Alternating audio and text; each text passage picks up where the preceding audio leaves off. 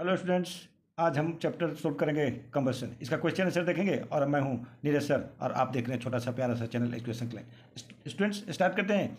A, fill in the blanks. पहला question है, आप अपने बुक में देखिए। A good fuel should have ignition temperature. एक अच्छा फ्यूल का, एक आदर्श फ्यूल का इग्निशन टेम्परेचर पूछ रहा है, खाली जगह है the room temperature. Room temperature से ज़्यादा होना चाहिए या कम होना चाहिए स्टूडेंट? तो रूम टेम्परेचर से उसका इग्निशन टेम्परेचर ज़्यादा होना चाहिए। अगर रूम टेम्परेचर से कम रहेगा तो स्वतः आग पकड़ लेगा, फिर वो फ्यूल आप कैसे यूज कीजिएगा? इसलिए फर्स्ट में आप भर लीजिए एबव, फिल कर लीजिए एबव, रूम टेम्परेचर से ज़्यादा होना चाहिए। सेकेंड क्वेश्चन है, burning of cow dung cake is an example of खाली जगह कंबशन। काउ डंग केक मतलब गोईठा, जिसको एक देहाती भाषा में गोईठा भी कहा जाता है, गाय के गोबर से बनता है। तो वो किस तरह का कंबशन है? तो है स्लो कंबशन। तो यहाँ भर लीजिए आप स्लो। तीसरा क्वेश्चन, थर्ड, द खाली जगह है zone of candle flame is the oldest. देखिए जो फ्लेम है उसका 3 जोन होता है, तो सबसे ओल्डेस्ट जोन कौन है? तो जो सबसे इनर मोस्ट है, जो सबसे अंदर में है वो है। तो आप यहाँ भर लीजिए inner most, inner most. Question 4 student, the non luminous zone of candle flame is the खाली जगह पार्ट ऑफ द फ्लेम। जो नॉन लिमिनेस जोन है कैंडल का, वो किस तरह का पार्ट है? ठीक है ना, तो वो पार्ट है आपका हॉटेस्ट पार्ट। तो आप यहां भर लीजिए हॉटेस्ट, सबसे गर्म पार्ट होता है, हॉटेस्ट पार्ट भर लीजिए स्टूडेंट्स। क्वेश्चन नंबर 5 कह रहा है, during incomplete combustion of fuel, जब फ्यूल पूरी तरह जलता नहीं है, कंबशन पूरी तरह से नहीं होता है, तब कौन सा गैस बनता है? तो उसमें बनता है कार्बन मोनोऑक्साइड, जिसको हम क्या कहते हैं? CO। आप ऐसे समझने के लिए लिख लीजिए carbon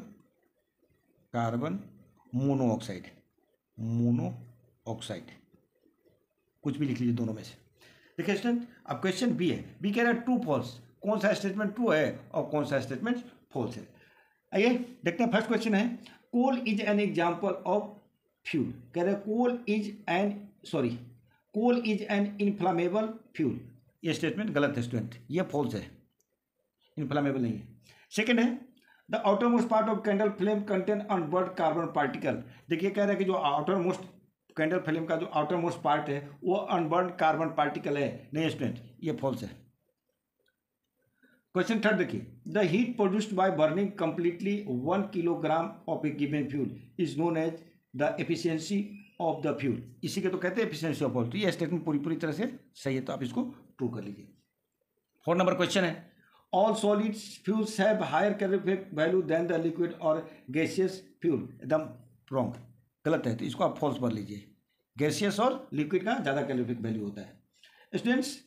question 5, sulphur dioxide gas produce during the combustion of fossil fuel causes acid rain. ये स्टेटमेंट सही है स्टूडेंट, SO2 से एसिड रेन होता है, तो ये आप लिख दीजिए ट्रू। अब देखिए question C, tick the correct option. Correct option को टिक करना है। कौन सा ऑप्शन? देखिए आप अपने बुक में देखते जाइए। कह रहा है first and example of non combustible substances. इसमें देखिए कौन नॉन कंबस्टेबल सबस्टांस है, जो जलता नहीं है? देखिए पेट्रोल क्या है, कंबस्टेबल सबस्टांस है। दूसरा है वुड है, ये भी कंबस्टेबल सबस्टांस है। और कोल, ये भी कंबस्टेबल सबस्टांस, सब जलता है स्टूडेंट्स। देखिए आयरन, ये नहीं जलेगा, इस पर आग नहीं पकड़ेगा, तो आप इसमें आंसर कर सकते हैं फर्स्ट में आयरन। सेकेंड है, a fuel start burning only when it is heated to. देखिए बर्निंग जो होगा स्टार्ट हो जाएगा फ्यूल का कब? इट्स बॉइलिंग पॉइंट नहीं, इट्स मेल्टिंग पॉइंट नहीं, तो पिघल ही जाएगा। इट्स इग्निशन टेम्परेचर, यही सही ऑप्शन है। जब कोई भी सबस्टांस अपने इग्निशन टेम्परेचर को प्राप्त कर लेता है तो उसमें आग पकड़ लेता है, जलना शुरू हो जाता है। तो आप इसमें लिख लीजिए it's ignition temperature.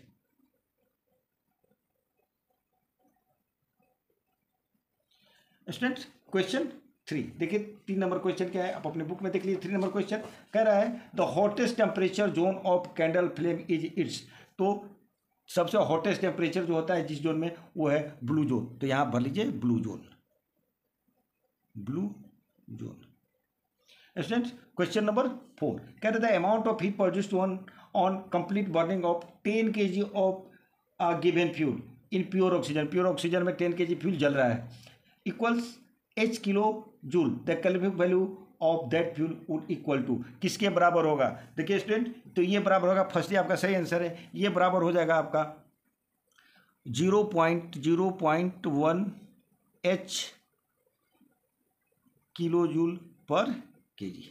First option ही सही है। Student question number 5, the gas produced due to the incomplete combustion of carbon fuel is, अभी तक हम लोग फिल इन द ब्लैंक्स में देख रहे थे, तो इसका आंसर होगा कार्बन मोनोऑक्साइड। तो इसमें आप लिख लीजिए कार्बन मोनोऑक्साइड CO, फिर वही बात कह रहे हैं, फिर यहाँ लिख लीजिए आप कार्बन, इसको क्या पढ़ते हैं, carbon monoxide.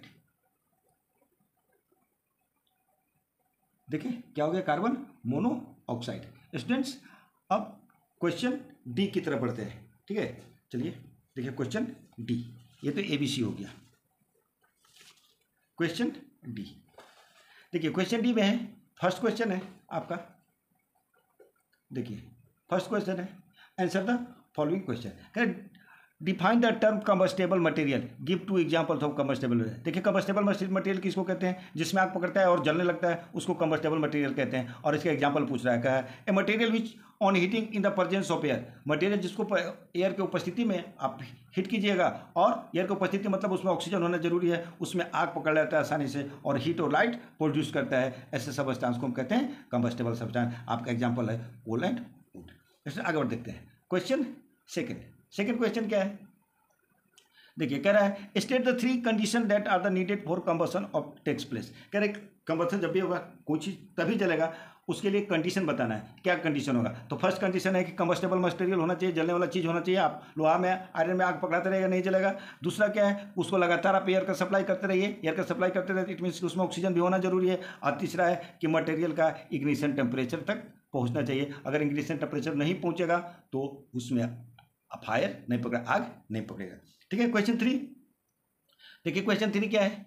Question 3, state the condition under which slow combustion of the material takes place. Slow combustion कब होता है? तो slow combustion usually occurs when there is insufficient supply of air. Incomplete slow combustion तब होगा जब प्रचुर मात्रा में पूरा ऑक्सीजन का सप्लाई नहीं होगा, इनसफिशिएंट अमाउंट में ऑक्सीजन का सप्लाई होगा, तभी स्लो कंबशन होगा। स्टूडेंट्स आगे देखते हैं क्वेश्चन नंबर 4। चलिए देखिए क्वेश्चन नंबर 4 क्या है। क्वेश्चन नंबर 4 देखिए क्वेश्चन है कि define calorific value of a fuel. Fuel का कैलोरीफिक वैल्यू कितना हो, क्या होता है? तो कह रहा है आंसर है आपका the amount of heat energy produced on completely burning 1 kilogram of fuel in pure oxygen is called. देखिए कोई भी 1 kg सब्सटेंस, कंबस्टेबल सब्सटेंस पूरी तरह ऑक्सीजन के, प्योर ऑक्सीजन की उपस्थिति में जलता है, और जितना कैलोरीफिक वैल्यू देता है, जितना हीट अमाउंट देता है, उसी को कहते हैं कैलोरीफिक वैल्यू।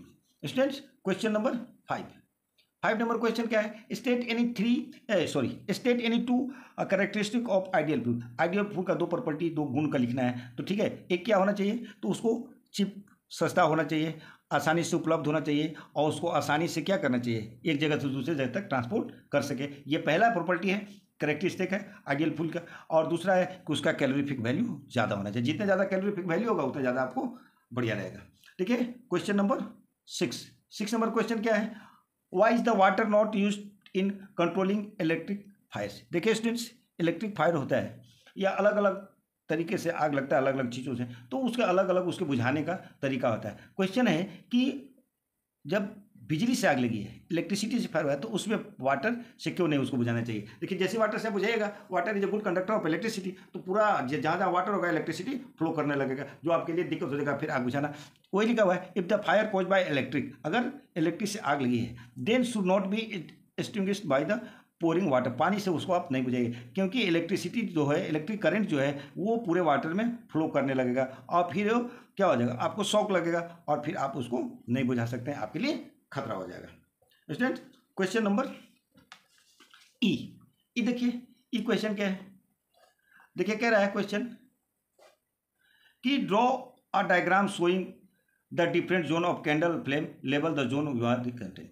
देखिए फिगर आपके बुक में दिया हुआ है, इसलिए हमने नहीं ड्रॉ किया है। ठीक है, पहला question unburn vapour of wax. Wax का अनबर्न वेपर कहाँ होगा? तो होगा आपको इनर मोस्ट जोन में। सेकेंड है unburn carbon particle, carbon particle unbonded कहाँ मिलेगा, तो वो है मिडिल जोन में। बाकी आप फिगर ड्रॉ कर लीजिएगा। इसमें मेरे लिए कुछ नहीं बचा, इसलिए हमने नहीं किया है, ये आप कीजिए, ठीक है। Question number second, calorific value of wood दिया हुआ है 18,000 kilo joule per K G. How much the wood is required to produce इतना एनर्जी, ठीक है ना, किलो जूल हीट एनर्जी, कि कितना लकड़ी चाहिए आपको इतना एनर्जी प्राप्त करने के लिए। देखिए वुड रिक्वायर्ड बराबर होगा heat energy required by calorific value. देखिए हीट एनर्जी रिक्वायर्ड कितना चाहिए, एक जीरो ज़्यादा हो गया, ठीक है, इतना चाहिए। और कैलोरीफिक वैल्यू कितना है, 18,000 है किलो जूल। देखिए तो ये से ये कैंसिल हो, केजी से केजी कैंसिल हो गया, 3 जीरो से ये 3 जीरो कैंसिल हो गया, ये कितना बार में हो गया, ये हो गया 20। तो आपको कितना वुड चाहिए, 20 kg वुड चाहिए। अब देखिए क्वेश्चन है, why are gaseous fuel consider better than the liquid और सॉलिड फ्यूल। कह रहा है गैसियस फ्यूल को क्यों बेटर माना जाता है लिक्विड और सॉलिड फ्यूल से। तो इसका आंसर है स्टूडेंट्स, देखिए कह रहे gaseous fuel consider better than the liquid और सॉलिड फ्यूल बिकॉज फर्स्ट है gaseous fuel are easy to transport. Gaseous fuel को आसानी से आप ट्रांसपोर्ट कर सकते हैं, एक जगह से दूसरी जगह तक पहुंचा सकते हैं। It can be supplied in gas cylinder में भी इसको सप्लाइड कर सकते हैं और पाइपलाइन से भी सप्लाई कर सकते हैं, इसलिए गैसियस फ्यूल जो है वो बेटर है लिक्विड और सॉलिड फ्यूल से। अगला पॉइंट जो है कह रहा है गैसियस फ्यूल से release large amount of energy. देखिए गैसियस फ्यूल जैसे आप लेंगे तो एनर्जी हो ज़्यादा है, उसका कैलोरीफिक वैल्यू ज़्यादा होगा, एनर्जी ज़्यादा देगा, किससे, सॉलिड और लिक्विड से। अगला पॉइंट है also do not have leave behind any S. आप उसको जलाएगा तो किसी तरह का एस नहीं छोड़ेगा, राख नहीं छोड़ेगा, और सॉलिड रिड्यूस ऑन कंबशन, और कोई रेसिड्यू नहीं मिलेगा, कोई अवशेष आपको नहीं मिलेगा, प्रेसिपिटेट कुछ नहीं मिलने वाला है। अगला पॉइंट है gaseous fuel produce list amount of harmful gas. देखिए आपको भी चीज जलेगा तो क्या होगा, गैसियस सबस्टांस रिलीज होगा और वो हार्मफुल होता है। लेकिन जैसे आप गैसियस फ्यूल जलाइएगा तो एकदम कम से कम अमाउंट में हार्मफुल गैस निकलता है, किसके अपेक्षा, सॉलिड और लिक्विड फ्यूल के अपेक्षा में। देखिए student question number 4 number question है आपका, देखिए 4 नंबर क्वेश्चन है, why do we say that burning of fuels and can cause health hazard. कह रहा है कि जब बर्निंग ऑफ फ्यूल जलेगा तो आपके स्वास्थ्य को हानिकारक हो सकता है, ठीक है ना। कैसे, तो फर्स्ट है कैसे हानिकारक होगा, इनकम्प्लीट कंबशन जैसे ही होगा, carbon fuel result the formation of carbon monoxide. देखिए कम मात्रा में ऑक्सीजन, कम मात्रा में सबस्टांस को जलाइएगा तो कार्बन मोनोऑक्साइड क्या होगा, प्रोड्यूस होगा, जो कि जहरीला गैस है और आपके लिए क्या करेगा, ब्रीदिंग प्रॉब्लम कर सकता है, जो आपके स्वास्थ्य के लिए क्या है, हार्मफुल है। अगला है स्टूडेंट्स, देखिए बी है इसका, देखिए burning of coal and diesel, जैसे ही कोयला जलेगा या डीजल जलेगा, सल्फर डाइऑक्साइड SO2 प्रोड्यूस होगा और ये आपको क्या करेगा, सफोकेशन पैदा करेगा, सफोकेटिंग गैस है, और इसके कारण एसिड रेन भी होता है, वाटर जो होता है जो आपके बिल्डिंग और प्लांट और ट्री को क्या करेगा, डैमेज पहुंचाएगा। इसमें तीसरा है सी है, burning of fuels releases carbon dioxide. देखिए जैसे ही फ्यूल जलेगा तो कार्बन डाइऑक्साइड भी प्रोड्यूस होगा, जिसके कारण क्या हो रहा है, ग्लोबल वार्मिंग हो रहा है, अर्थ का टेम्परेचर बढ़ रहा है। आज इसका रिजल्ट क्या हो रहा है कि पोलर ग्लेशियर, ध्रुव पे जो ग्लेशियर है बर्फ से ढका हुआ है, वो बर्फ पिघल रहा है, और जिसके कारण क्या होगा, सी का लेवल बढ़ेगा, और जिसके कारण ब्लड आएगा कोस्टल एरिया में, और आपके फसल को आपके लिए हानिकारक होगा। स्टूडेंट इस तरह से पूरा चैप्टर कंबशन खत्म हो गया। अगर वीडियो अच्छा लगा है तो लाइक कीजिए, सब्सक्राइब कीजिए और कमेंट जरूर कीजिए, ताकि आपकी बातों पर विचार किया जाए। धन्यवाद।